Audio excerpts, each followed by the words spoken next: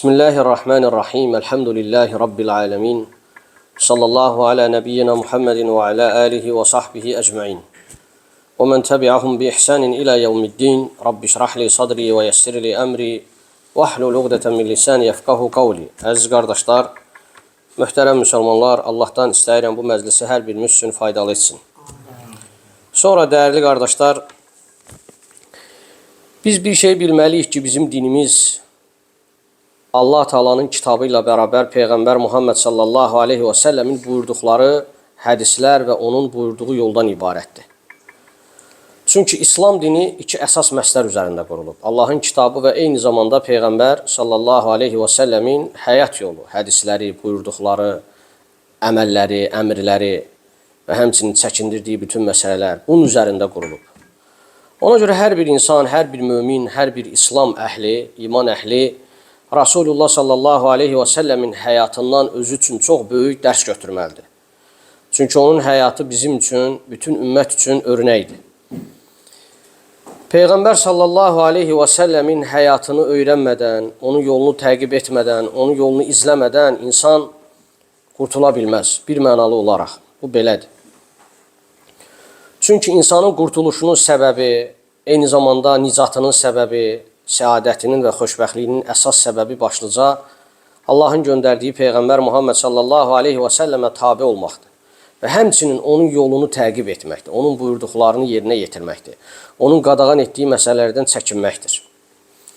Peyğəmbər sallallahu aleyhi və səlləm insanlara Allahın şəriətini çatdıranda, öz vaxtında, öz dönəmində bütün səhabələr, ona iman gətirənlər onun əmrlərini dərhal yerinə yetirirdilər. Dərhal. Deməli, əziz qardaşlar, insan bir şey bilməlidir ki, Peyğəmbərin ətrafında olan səhabələrin həyat tərzi, onların necə ki, İslamı yaşamaları ta qiyamətə qədər olan bütün hər bir ümmətin, hər bir fərdinə, hər bir üzvünə gözəl şəkildə nümunə olmalıdır. Çünki onlar özlərində bu dini ən gözəl şəkildə yaşayıblar. Allah Rəsulunun bütün buyurduğu əmrləri və həmçinin qadağaları dərhal icra ediblər, dərhal yerinə yetiriblər. Ona görə də hər bir müsəlmanın, kişi və qadın, ta qiyamət saatına qədər olan, yaşayan hər bir müsəlman ümmətin səhabələrindən, ilklərindən, İslamı ilk daşıyan, ilk yaşayan insanlardan ibrət almalıdır və onların buyurduğunu yaşamalıdır. Necə ki, onlar yaşayırdılar. Səhabələr də hər bir müsəlman üçün örnək olmalıdır. Təsəvvür edin, bir dənə karvandır, gedir bir məkandan digər bir məkana. Və yol da uzaqdır, məşəqqətlidir, çətindir. O yolu da ancaq bir nəfər bilir, bir nəfər tanıyır. Əgər ondan yayınsa insan, uzaq düşsə, nəticə etibarilə nə olacaq? Həlak olacaqdır. Yəni, həlaka sürüklənəcək. Ona görə də Peyğəmbər sallallahu aleyhi və səlləmin gəlişi insanların zülmətdən nura çıxması deməkdir. İnsanların qurtuluşa çıxması deməkdir. Eyni ilə Peyğəmbərin yolunu təqib etmək insanlığın nura yönəlməsidir. Allah Rəsulu insanlara nəyi buyurubsa, nəyi qadağan edibsə, yalnız insanların xeyri üçündür, səadəti üçündür. Bu baxımdan da, əziz qardaşlar, Peyğəmbər sallallahu aleyhi və səlləm bütün insanlığa nəyi tövsiyə edibsə, bir amal üçün edib. Onların hamısının xoşbəxtliyi, nəticədə onların hamısının cənnəti qazanmasıdır. Çünki Allah Rəsulunun əsas gəlişinin qayəsi də budur. İnsanlar zülmətdə olduğu halda onları nura yönəltdi, nura irşad etdi. İnsanlar Allah Rəsulunun buyurduğunu yerinə yetirdiyi təqdirdə, onu qəbul etdiyi təqdirdə səadətə çatacaq, qurtuluşa çatacaq. Əksi halda mümkün deyil.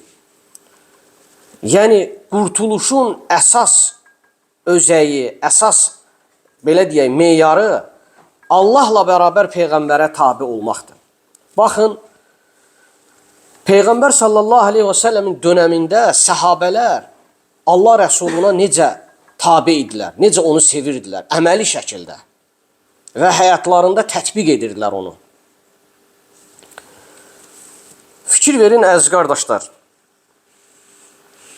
Deməli, Rasulullah sallallahu aleyhi və səlləm insanları beyyətə çağıranda ilk Peyğəmbərin yanına gələn Sinan Əl-Əsədi adında səhabə olub.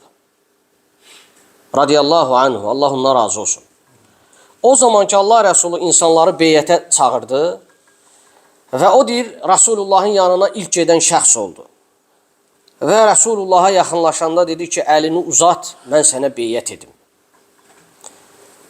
Peyğəmbər sallallahu aleyhi və səlləm ona dedi ki, sən mənə beyyət etməyin üçün, yəni hansı niyyət üzərində, nə üçün mənə deyir, beyyət edirsən? Beyyətindəki əsas, yəni məqsəd nədir? Nəyə görə mənə beyyət edirsən? Baxın onun sözünə, deyir ki, mən sənin qəlbində olanlara görə beyyət edirəm. Sinan Əl-Əsədi. Alimlər gətirir ki, bu şəxs Rasulullah sallallahu aleyhi və səlləmə verdiyi cavab ən kamil və mükəmməl bir cavab idi. Və bu cavabın özü deyir, onun yəqin olaraq Allah Rəsuluna təslimiyyətini göstərirdi. Necə də qəlbən ona təslim oldu. Yəni, qeyri-şərtsiz. Sənin qəlbində nələr varsa, mən onun üzərində niyyət edirəm. Yəni, ona beyyət edirəm. Yəni, onun beyyəti yəqinlik üzərində idi. Onun beyyəti Allah Rəsuluna tam qarşılıq üzərində idi. Mükəmməl və kamil bir qarşılıq üzərində idi. Peyğəmbər sallallahu aleyhi və səlləm də gətirdiyi bütün məsələlər həyatın hər bir sahəsində insanlığın xeyri üçündür. Xeyrindən başqa bir şey deyil. Ona görə də onun o cavabı nə oldu? Mən sənin qəlbində olanlara görə. Yəni Allah Rəsulunun həyatı, onun buyurduqları, onun bütün söylədikləri hamısı Allahdan idi. Və o nöqteyi nəzərdən də Allah Rəsulunun bütün nəyi buyurubsa və o deyir buyurduqları həyatın bütün sahələrində geniş bir mənada xeyri əhatə edir. Xeyirdən başqa bir şey deyil. Sonra diqqət edin əziz qardaşlar. Peyğəmbər sallallahu aleyhi və səlləmin səhabələrindən gözəl bir nümunələr gəlib. Yəni, Allah Rəsulunun səhabələri Peyğəmbərə tabi olmaqda və onu sevməkdə gözəl nümunəvi şəxsiyyətlər idi. Peyğəmbərə tabi olmaq və onu sevməkdə səhabələr bir nümunə idilər.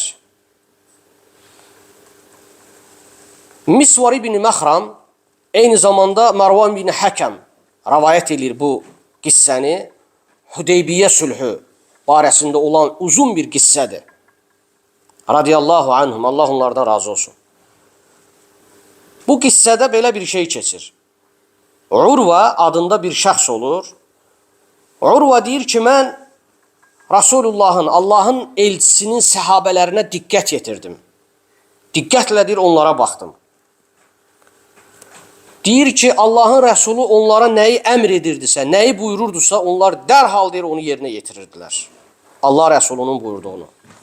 Hətta deyir, Allah Rəsulu dəstəmaz aldıqdan sonra, onlar deyir, onun dəstəmaz suyunu əldə etmək üçün onun üzərində sanki deyir, mübarizə aparırdılar. O dəstəmaz suyunu götürüb istifadə etmək üçün, əldə etmək üçün. Və eləcə də deyir, onlar deyir, danışanda, onun yanında, Allahın elçisinin yanında deyir, səslərini qaldırmazdılar. Ona olan hörmətdən, ehtiramdan. Və həmçinin buyurur ki, onlar deyir, Allah Rəsuluna olan o hörmətdən, ona verdikləri o dəyərdən dolayı gözlərini deyir, onun gözlərinin içinərisinə deyir, zilləməzdilər. Sonra Urva qayıdır öz tərəfdarlarının yanına, bu hadisəni danışır cəmaata, deyir, ey cəmaat, Allaha and olsun ki, deyir, mən bir çox deyir, məliklərin yanında oldum. Mən deyir, bir nümayəndə olaraq bir çox məliklərin yanına getdim, gəldim. Məliklər, yəni padşahların. Orada qeyd edir ki, Qeysərin, Kisranın və həmçinin Nəcaşinin yanında oldum. Fikir verin, burada görün nə deyir.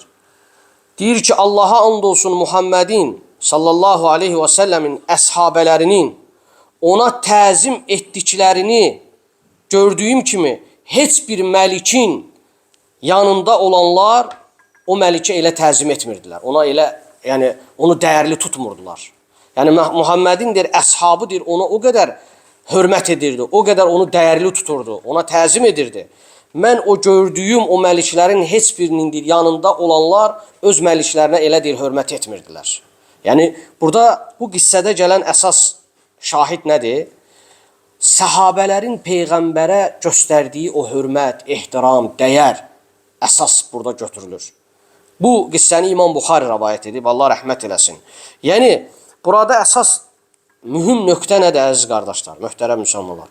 Səhabələr Peyğəmbəri əməli şəkildə sevirdilər və əməli şəkildə buyruqlarına riayət edirdilər. Peyğəmbərin bütün buyurduqlarına. Sonra diqqət edin, Abdurrahman ibn Əbu Leylə tabinlərdən olub. Allah ona rəhmət eləsin. Abdurrahman ibn Əbu Leylə deyir ki, Abdullah ibn Ravaha, bu da sahabə olub. Allah ondan razı olsun. Peyğəmbər sallallahu aleyhi və səlləmin yanına gəldi bir gün, deməli, xütbə verdiyi vaxt.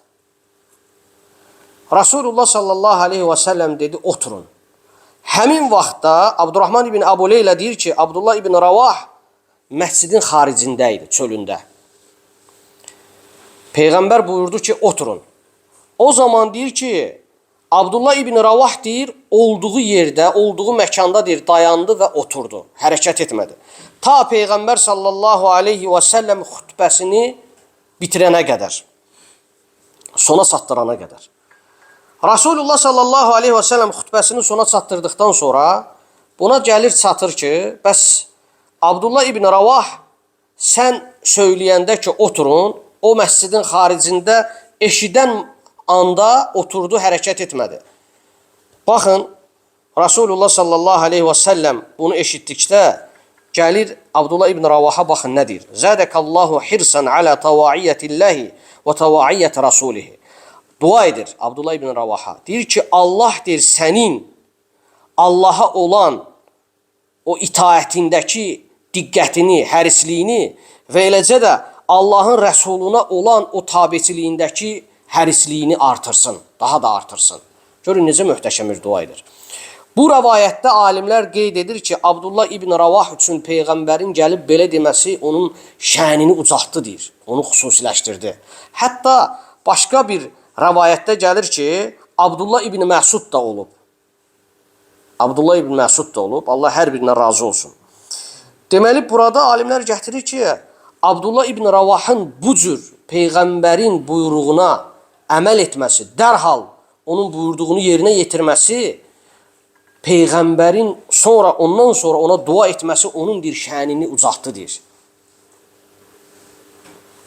Bunlar əslində, əziz qardaşlar, bizə nəyi göstərir? Səhabələrin Peyğəmbərə olan o sevgisini, bağlılığını, bizə onu göstərir ki, biz səhabələrin Peyğəmbərə olan o diqqətini, bağlılığını, tabiçiliyini görəndə biz onlardan ibrət almalıyıq özümüz üçün. Yəni, öz nəfsimiz üçün. Fikir verin, burada nümunələr gəlir. Səhabələrin Peyğəmbəri sevməkdə və Peyğəmbərə tabi olmaqda olan, yəni bənzərsiz nümunələri. Onlar necə ona tabi olublar? Zeyd ibn Xalid Əl-Cühəni sahabələrdən olub. Allah ondan razı olsun. Buyurur ki, Rasulullah sallallahu aleyhi və səlləm buyurdu ki, əgər deyir, mənim ümmətimə deyir, çətin olmasaydı, mən deyir, onlara hər namaz əsnasında misvakdan istifadə etməyi deyir, əmr edərdim, vacib edərdim. Bu hədisi rəvayət edən Zeyd ibn Xaliddir. Allah ondan razı olsun. Hədis aydındır. Rasulullah buyurur ki, əgər deyir, mənim ümmətimə çətin olmasaydı, hər namaz əsnasında, namaza başlayarkən misvakdan istifadə etmələrini əmr edərdim. Hədisi rəvayət edən həmin ravi Zeyd ibn Xalid deyir ki, hər dəfə o məscidə gedəndə deyir, öz misvakını deyir, qulağının üzərinə qoyardı. Necə ki, deyir, katiblər, yazı yazanlar deyir, qələmlərini qulağının üzərinə qoyduğu kimi, misvakını deyir, qulağının üzərinə qoyardı. Namazdan öncə, namaza başlamamışdan qabaq, o deyir, dişlərini təmizləyərdi, misvakdan istifadə edərdi, sonra namaza başlayardı. Yəni, bu onu göstərir ki, hədisi Tirmizi, Abu Davud və digər alimlər də rəvayət edib, hədis alimləri, Allah onlara rəhmət etsin. Burada mən oxuduğumda Tirmiz və Abu Davudda gəlir, eyni zamanda Buxaridə də gəlir. Yəni bu onu göstərir ki, Peyğəmbərin əmrinə, Peyğəmbərin buyruğuna qarşı görün necə diqqətlə yanaşır, necə ona qarşı olan o tabiçiliyi, o sevgini ortaya qoyur. Fikir verirsiniz. Sonra, əziz qardaşlar, möhtərəm müsəlmanlar, Abdullah ibn Ömərin mövlası olur. Mövla, yəni köməkçisi. Abdullah ibn Ömər məşhur sahabədir. Ömər ibn Xəttabın oğlu. Onun köməkçisinin də adı Nəfi olur. O da məşhur tabiinlərdən olur. Peyğəmbər sallallahu aleyhi və səlləmi görməyib, lakin sahabələri görüb. Nəfi deyir ki, Allah ona rəhmət eləsin. Abdullah ibn Ömərə deyirsən, baxsaydın, diqqət yetirsəydin ona, o necə ki deyir, Peyğəmbərin hər bir izini təqib edir, o zaman deyirsən ona deyərdin ki, bu adam sanki deyir, məcnundur. Əbu Nəim Hilyətil Əvliyə əsərində gətirir və digər əsərlərdə gəlir. Burada bu rəvayət nəyi göstərir? Abdullah ibn Ömərin Peyğəmbərə olan o tabiçiliyi, o sevgisi hər addımını belə izləyirdi. Peyğəmbərin bütün əmrlərinə, qadağalarına və feillərinə əməl edirdi.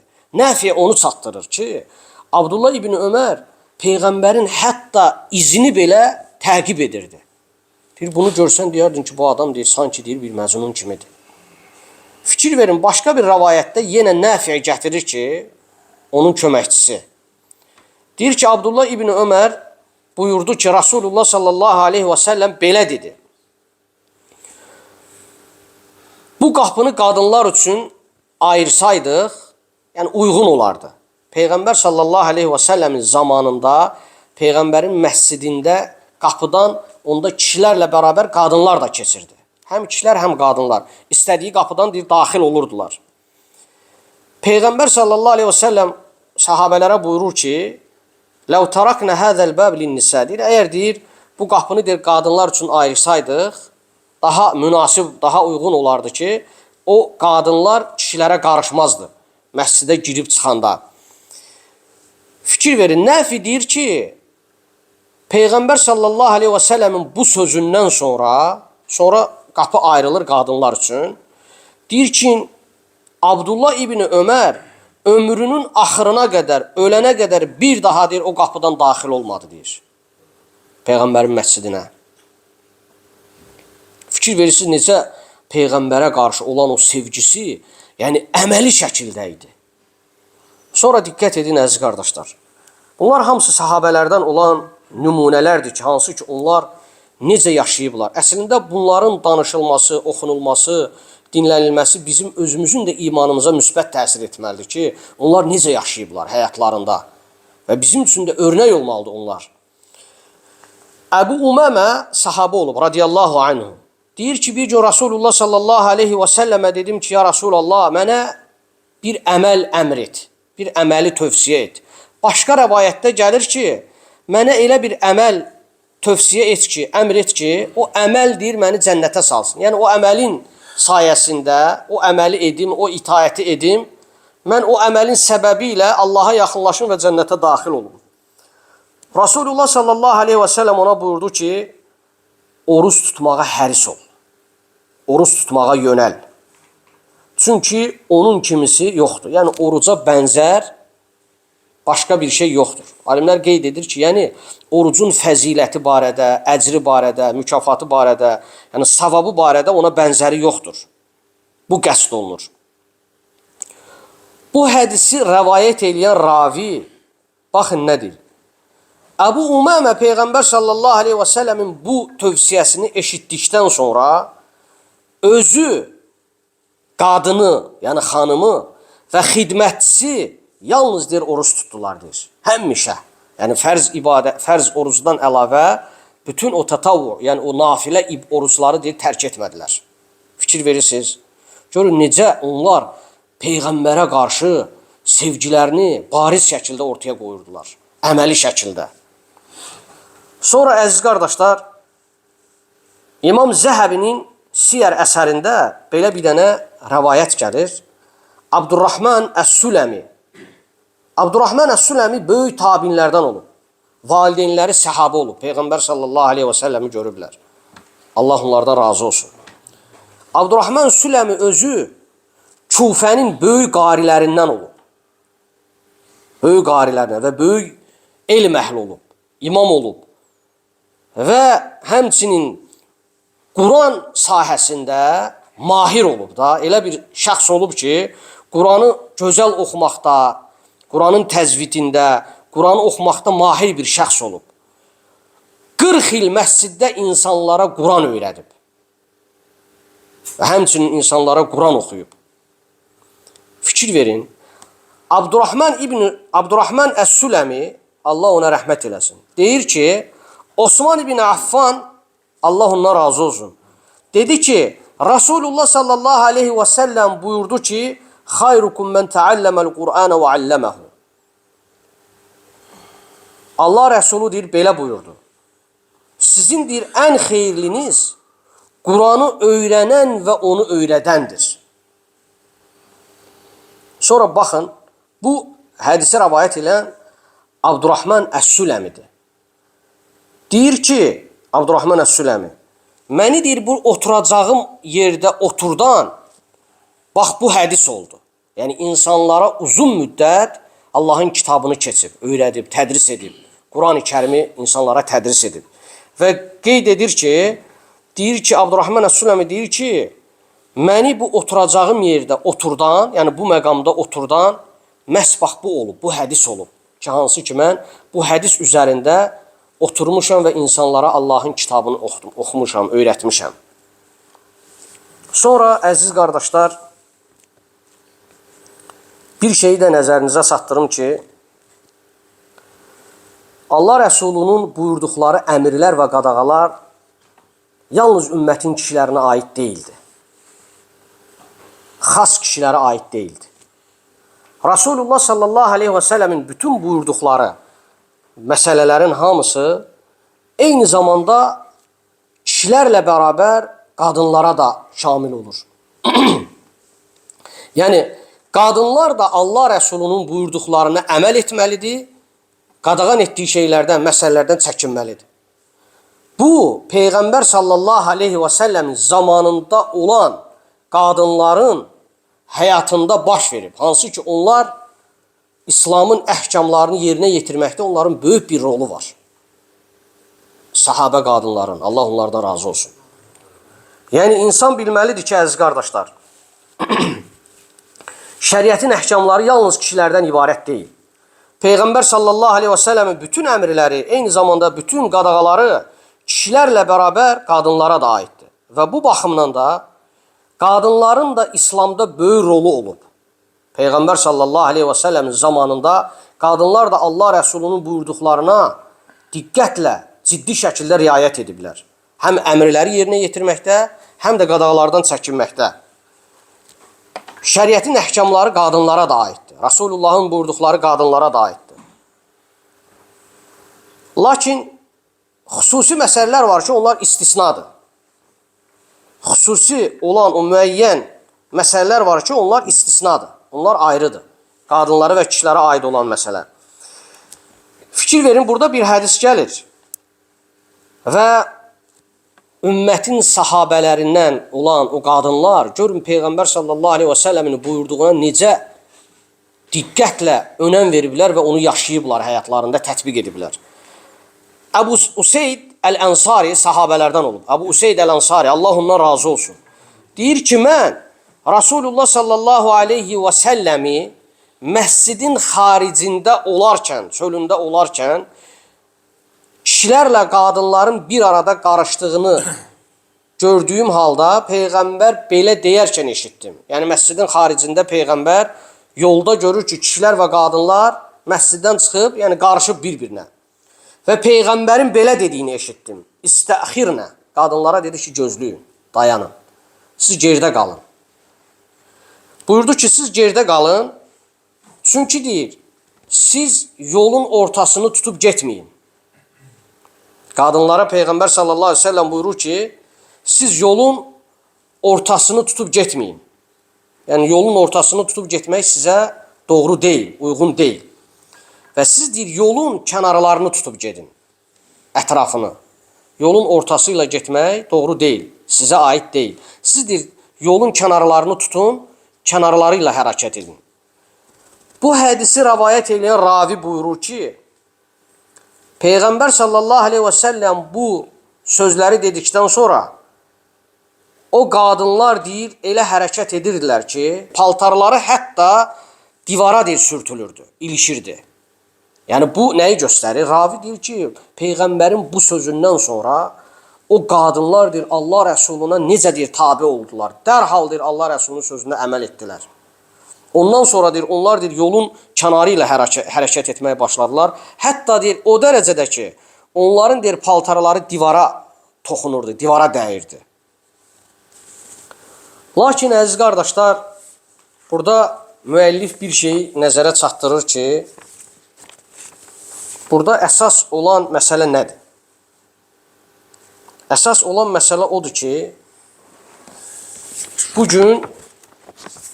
bugün əsas önəmli məsələlərdən biri odur ki, bizim üzərimizə düşən, yəni ümmətin qadınların üzərinə düşən odur ki, onlar özlərini fitnədən qorumalıdır. Hansı fitnədən? Yəni bu hədisə əsasən gətirir ki, o kişilərin topalaşmış yeri ki var, cəm olan yeri, oradan deyir, uzaq olmaq lazımdır. Yəni orada olmaq, oradan uzaq olmağın özü deyir, insanı fitnədən qoruyan səbəblərdəndir. Və həmçinin buyurur ki, eləcə də deyir, çıxanda bayra zinətini üzə çıxartmamalıdır, zinətlənməməlidir. Və həmçinin bazara getdikdə belə ətirlənib getməməlidir. Eləcə də hicabın bütün şərtlərinə riayət etməlidir. O təsəttürün, örtünmənin, hansı ki, necə ki gəlib, şəriətin əhkamlarında, tələblərində necə buyurulub və o şəkildə deyir, hicabı deyir, qoruyub saxlamalıdır, hicabını örtməlidir, üstünü örtməlidir və buna riayət etməlidir. Bu da deyir, necə ola bilər? Bu da deyir, yalnız və yalnız o həmin o Peyğəmbəri, Allahın sevgili Peyğəmbərini sevməklə və səmimi şəkildə sevməklə və onun yolunu tutub getməklə, sadiq şəkildə onun yolunu tutub getməklə mümkün ola bilər. Ona görə də burada çox gözəl qeyd edir ki, müəllif, yəni qadınların da üzərinə düşən nədir? Özlərini fitnədən qorumaq üçün xüsusən də bayıra çıxdıqda deyir, zinətlərini izhar etməməlidirlər, insanlara biruzə verməməlidirlər və həmçinin öz örtüklərini örtməlidirlər və örtük məsələsində, yəni hicab məsələsində deyir və buna şəriətin buyurduğu şəkildə ona riayət etməlidirlər ki, və özlərini deyir, bütün fitnələrdən qorumuş olsunlar. Bu da deyir, Peyğəmbəri sevmək səmimi şəkildə və ona səmimi şəkildə tabi olmaqla mümkün ola bilər. Allahdan istəyirəm ki, bizim hər birimizi Allahın və Rəsulunun buyurduqlarına ən gözəl şəkildə əməl edən, riayət edən qullarından etsin. Allahdan diləyirəm ki, bizim hər birimizi ixlaslı etsin, salih əməllər üzərində yaşatsın və Allahdan diləyirəm ki, bizim valideynlərə rəhm eləsin, günahlarını bağışlasın. Allah Teala bütün müsəlmanların zürriyyətini salihlərdən etsin. Övladı olmayan bütün müsəlmanlara Allah sağlam və xeyirli övladlar bəxş etsin. Eyni zamanda Allahdan istəyirəm ki, dünyada zülmə məruz qalan bütün müsəlmanlara Allah Teala yardım etsin. Və Allahdan diləyirəm ki, bizim hər birimizə iman üzərində yaşayıb, iman üzərində ölməyi bizlərə müvəffəq etsin. Sallallahu alə nəbiyyina Muhammedin və alə alihi və sahbihi əcma'in. Subhanəkallahumma və bihamdik, əşhədu ən la ilahə illə əntə, əstəğfiruka və ətubu ileyk.